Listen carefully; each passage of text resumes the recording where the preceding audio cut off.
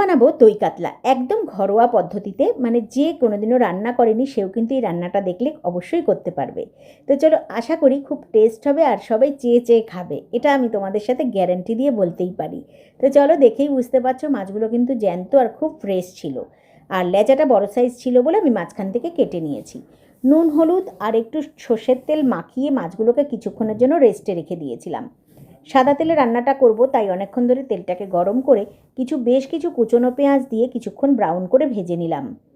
তারপর দিয়ে দেবো একে একে 1 চামচ আদা বাটা, 1 চামচ পেঁয়াজ বাটা, 1 চামচ রসুন বাটা, 1 চামচ শুকনো লঙ্কা বাটা আর নুন হলুদ স্বাদ মতন দিয়ে খুব ভালো করে মশলাটাকে কিছুক্ষণের জন্য কষিয়ে নেব।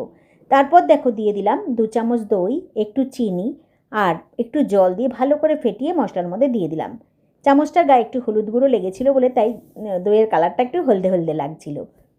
আবারও খুব ভালো করে কষিয়ে নেওয়ার পরে দইটা দেখো একদম মিলিয়ে গেছে, মশলা থেকে তেল ছেড়ে দিয়েছে।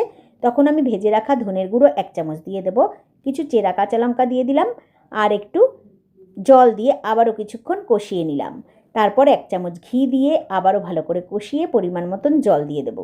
জলটা এমন করে দেবো যার যতটুকুনি পরিমাণ ঝোলের দরকার ততটাই দিয়ে মাছগুলোকে দিয়ে ঢাকা দিয়ে দিয়েছিলাম। সেদ্ধ হয়ে গেলে গরম মশলা দিয়ে নামিয়ে নিলাম দই।